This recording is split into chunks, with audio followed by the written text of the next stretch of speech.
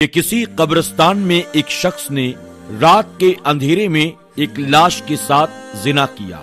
بادشاہ وقت ایک نیک صفت انسان تھا۔ اس کے خواب میں ایک سفید پوش آدمی آیا اور اس سے کہا کہ فلاں مقام پر فلاں شخص نے اس طرح کا گناہ کیا ہے، اور اسے حکم دیا گیا کہ اس زانی کو فوراً بادشاہی دربار میں لا کر اسے مشیر خاص کے عہدے پر مقرر کر دیا جائے۔ بادشاہ نے وجہ جاننی چاہی تو فوراً خواب ٹوٹ گیا اور وہ بادشاہ سوچ میں پڑ گیا۔ سپاہی روانہ ہوئے اور موقع واردات پر پہنچے۔ وہ شخص وہیں پر موجود تھا۔ سپاہیوں کو دیکھ کر وہ بوکھلا گیا اور اسے یقین ہو گیا کہ اب اس کی موت کا وقت آن پہنچا ہے۔ اسے بادشاہ کے سامنے حاضر کیا گیا۔ بادشاہ نے اسے اس کا گناہ سنایا اور کہا، آج سے تم میرے مشیر خاص ہو۔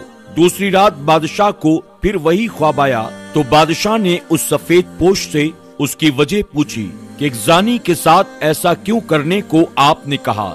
سفید پوش نے کہا، اللہ کو اس کا گناہ سخت ناپسند آیا، چونکہ اس کی موت کا وقت ابھی نہیں آیا تھا، اسی لیے تم سے کہا گیا کہ اسے مشیر بنا لو تاکہ وہ عیش میں پڑ جائے اور کبھی اپنے گناہ پر نادم ہو کر معافی نہ مانگ سکے، کیونکہ اس کی سزا آخرت میں طے کر دی گئی ہے۔ مرتے دم تک وہ عیش میں غرق رہے گا، بلکہ خوش بھی ہوگا کہ جس گناہ پر اسے سزا دی جانی چاہیے تھی اس گناہ پر اسے اعلیٰ عہدہ مل گیا ہے، سو اسے عمر بھر گمراہی میں رکھنا مقصد ہے۔ ابو اٹھے، میرے سر پر ہاتھ رکھا اور کہا، بیٹا جب گناہوں پر آسانی ملنے لگے تو سمجھ لینا آخرت خراب ہو گئی ہے اور توبہ کے دروازے تم پر بند کر دیے گئے ہیں۔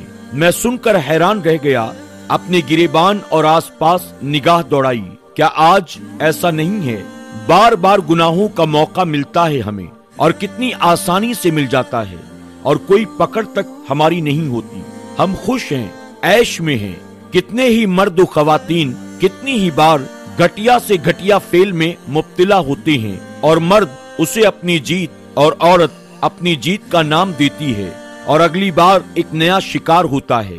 پہلی بار گناہ پر دل زور زور سے دھڑکے گا، آپ کا دماغ غیر شعوری طور پر سگنل دے گا، ایک ٹیس اٹھے گی ذہن میں، جسم لاگر ہونے لگے گا، کانپنے لگے گا۔ یہ وہ وقت ہوگا جب ایمان جھنجھوڑ رہا ہوتا ہے، چلا رہا ہوتا ہے کہ دور ہٹو، باز رہو، مگر دوسری بار یہ شدت کم ہو جائے گی اور پھر دھیرے دھیرے ختم ہو جائے گی۔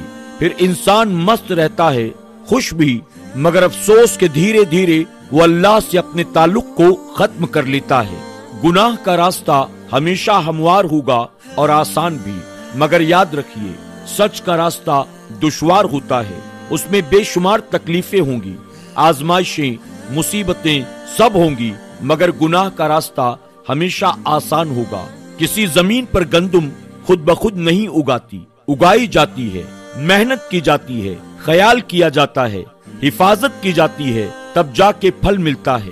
مگر کسی زمین پر جھاڑیاں، غیر ضروری گھاس پھوس، کانٹے دار پودے خود ہی اگتے ہیں، ان کو لگانے میں، اگانے میں کوئی محنت نہیں کرنی پڑتی، اور کچھ ہی دنوں میں یہ پوری زمین کو اپنے لپیٹے میں لے کر اسے ناکارہ بنا دیتی ہیں۔ اسی طرح بالکل آپ کے دل کی زمین ہے، جہاں گناہوں کا تصور از خود پیدا ہوگا اور بڑھے گا، مگر نیکیوں کے لیے، گناہوں سے بچنے کے لیے محنت کرنی پڑے گی، دشواریوں سے گزرنا ہوگا۔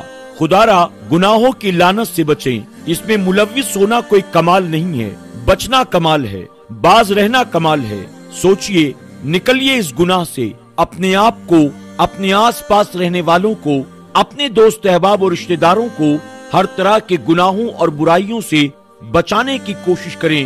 یاد رکھیں، اگر آج آپ نے اپنے آپ کو نہ بچایا تو قبر میں آپ کا بہت برا حال ہوگا، آپ کی آخرت تباہ برباد ہو جائے گی۔ اللہ ہمیں اور آپ کو نیک ہدایت عطا فرمائے، ہمیں گناہوں سے بچنے اور نیکیوں کے راستے پر چلنے کی توفیق عطا کرے، آمین یا رب العالمین۔